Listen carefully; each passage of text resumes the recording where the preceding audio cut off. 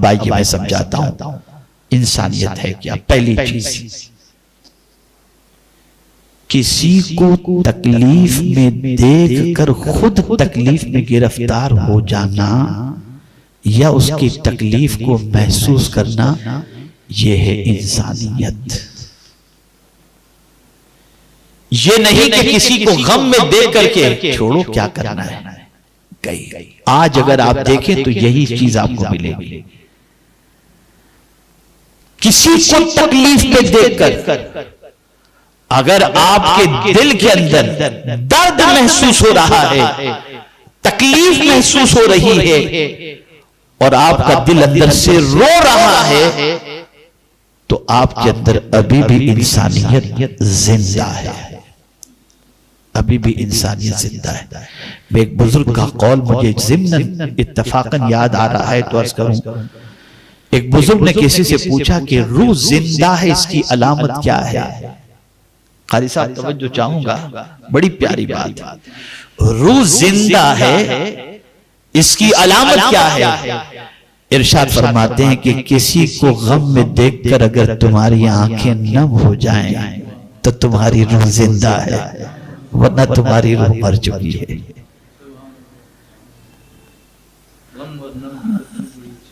سوچیے آپ، درد کسی کو ہو، تکلیف کسی کو ہو، آپ کو اس تکلیف کا احساس ہو. اگر یہ احساس زندہ ہے تو انسان ہے، انسانیت آپ کے اندر موجود ہے. نمبر 2، کسی کو تکلیف پہنچانے کا خیال بھی دل میں نہ لانا، یہ انسانیت ہے. کہ میری ذات سے کسی کو تکلیف نہ پہنچے، میرا وجود کسی کے لیے تکلیف کا سبب نہ بنے. اور اسی لیے ایمان کی شاخوں میں سے یہ فرمایا گیا، راستے سے تکلیف دے چیز کو ہٹا دینا، یہ بھی ایمان کی شاخوں میں سے ایک شاخ ہے. مومن جو ہوتا ہے وہ تکلیف دے چیزوں کو ہٹاتا ہے، تکلیف کا سبب نہیں بنتا، تکلیف کا ذریعہ نہیں بنتا.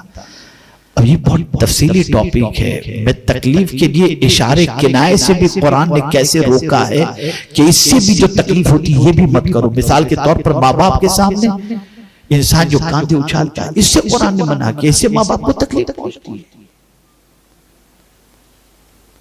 کسی کے سامنے منہ ٹیڑھا کرنا قرآن نے منع کیا ہے، اس سے بھی سامنے والے کو تکلیف پہنچتی ہے. اشارے سے منع فرمایا، اس سے بھی سامنے والے کو تکلیف پہنچتی ہے. ارے یہاں تک کہ 4 آدمی بیٹھے ہو تو 2 الگ جا کر کے بات مت کرو، اس سے بھی انسان کو تکلیف پہنچتی ہے. حضور نے اس سے بھی منع فرمایا.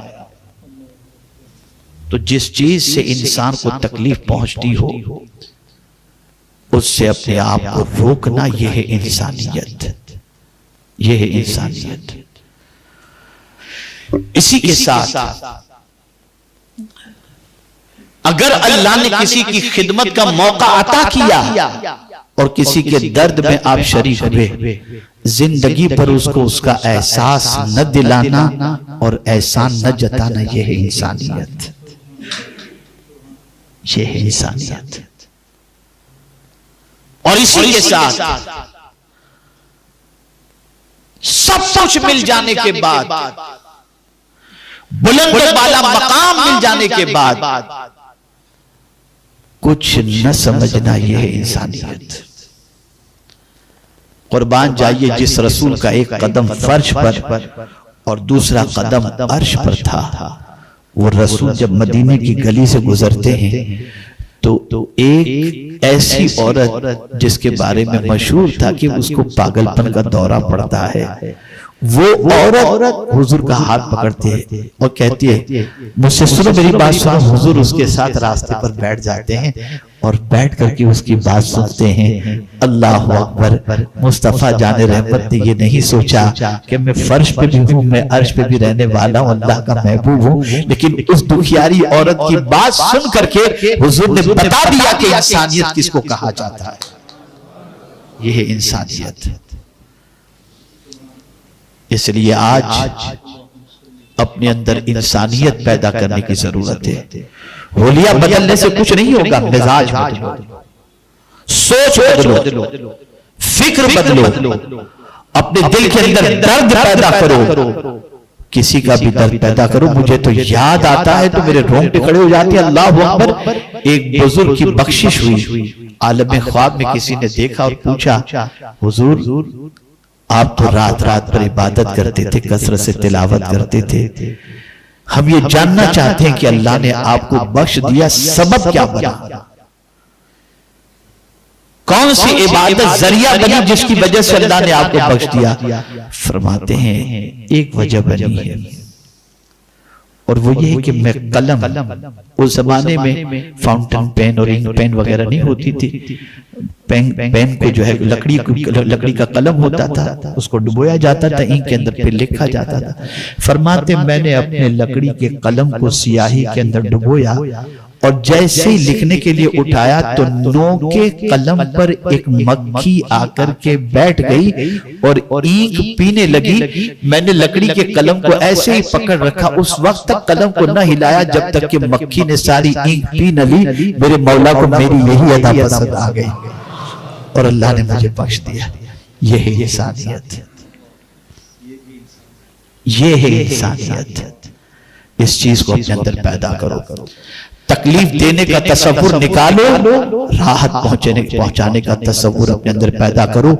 اور کسی کے غم میں خوش ہونا یہ مومن کی علامت نہیں. مومن وہ ہوتا ہے کہ غمگین کو دیکھ کر خود غمگین ہو جائے, یہ انسانیت کی علامت ہے. میرے پیارے آقا صلی اللہ تعالی علیہ وسلم, یہ پیارے دیوانوں, اس سبق کو ہمیں زندہ کرنا ہے اور ایسا مسلمان بننا ہے, ایسا دھڑکتا ہوا دل اپنے اندر رکھنا ہے اور اس انسانیت کے سبق سے لیس ہو کر ہمیں زمانے کے سامنے آنا ہے تاکہ دنیا دیکھ کر کہے کہ یہ انسان نظر آ رہا ہے. آج ہماری پوزیشن یہ ہے کہ چلتے پھرتے ایک لاشے کی طرح آج کا انسان نظر آتا ہے.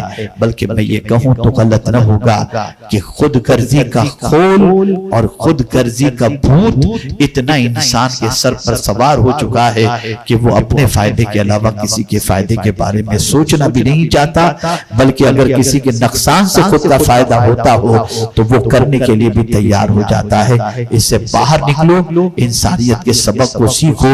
ہمارے رسول صلی اللہ علیہ وسلم نے ہم کو انسانیت کا سبق دیا, انسانیت کا درس دیا, اور میرے آقا صلی اللہ تعالی علیہ وسلم نے ایسے انسان تیار فرمائے جن کے اندر انسانیت تھی, اور ان کی انسانیت کو دیکھ کر کے ہی لوگوں نے بیت المقدس کی چابی بھی حوالے کر دی تھی. کون نہیں جانتا غلام سواری پر سوار ہے اور آقا رکاب تھامے ہوئے اور لگام تھامے ہوئے جا رہے ہیں. کون نہیں جانتا فاروق اعظم کے ہاتھ میں جب بیت المقدس کی چابی دینی تھی تو سچویشن یہی تو تھی نا کہ غلام سواری پر تھا اور فاروق اعظم لگام تھامے ہوئے تھے. یہ دیکھ کر دنیا پکار اٹھی تھی کہ اس طریقے سے اسلام کی تعلیم, اس اسلام کو کروڑوں سلام. تو وہ لوگ ایسے انسان بن چکے تھے اور انسانیت کے سبق کو اس طرح سے سیکھ چکے تھے کہ سارے بھید, سارے فرق اس کو اٹھا کر کے کنارے پر رکھ دیا تھا. اور کوئی آقا کوئی غلام والی پوزیشن نہیں تھی, بلکہ جس کو بھی فضیلت تھی وہ تقوی کی بنیاد پر تھی,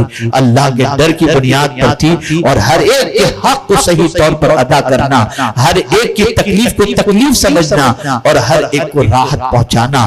یہ جب انسانوں کی زندگی کا شیوا تھا اور صحابہ کرام علیہم الرضوان کا طرز حیات یہی تھا جس کی بنیاد پر اللہ عز و جل نے ان کو وہ فتح و نصرت عطا فرمائی کہ قلیل مدت کے اندر دنیا کے کئی بر اعظموں پر انہوں نے قبضہ کر لیا تھا. یاد رکھیں آج اسی انسانیت کی ضرورت ہے. ہمارے اندر سے حیوانیت کو نکالنا ہوگا اور انسانیت ہمارے اندر پیدا کرنی ہوگی. آرٹیفیشل لائف سے باہر آ جاؤ, اوریجنل لائف کی طرف آ جاؤ. سیٹ کو دیکھ کر مسکرانا اور غریب کو دیکھ کر کے منہ بگاڑنا یہ آرٹیفیشل لائف ہے. غریب کو دیکھ کر کے بھی مسکرانا بلکہ اس سے زیادہ اچھی طریقے سے ملنا یہ اصل زندگی ہے, یہ اوریجنل لائف ہے کہ حضور سے بھی رب نے فرمایا, اور حضور صلی اللہ علیہ وسلم بھی جینا بھی غریبوں کے ساتھ چاہتے تھے اور اپنی زندگی کی آخری سانس بھی غریبوں کے درمیان گزارنا چاہتے تھے, اور آخرت بھی غریبوں کے ساتھ رہنا پسند فرماتے تھے. مطلب یہ نہیں کہ مالداری نہیں ہونی چاہیے اور مال کمانے والے مالدار برے ہوتے, یہ کہنے کا مقصد نہیں ہے. مقصد میں اس کو زندگی پھر کبھی زندگی میں کبھی بتاؤں گا کہ حضور تشریف لائے ہر گرے ہوئے کو اٹھانے کے لیے. ہر گرے ہوئے کو اٹھانے کے لیے. میرا یہ بہت فیوریٹ ٹاپک ہے. میں آپ کو بتاؤں گا کہ کن کن انسانی کیٹیگریز کے اندر کون کون سے لوگ گرے ہوئے تھے اور کن کن کو حضور نے اٹھا کر کہاں سے کہاں پہنچا دیا. تو اے رسول اعظم صلی اللہ علیہ وسلم کے دیوانوں، آج کی نشست کے اندر میرا ٹاپک جو تھا اس پر میں نے کچھ معروضات آپ کی خدمت میں پیش کیے. اللہ سب سے پہلے مجھے انسانیت کے درد سے آشنا فرمائے.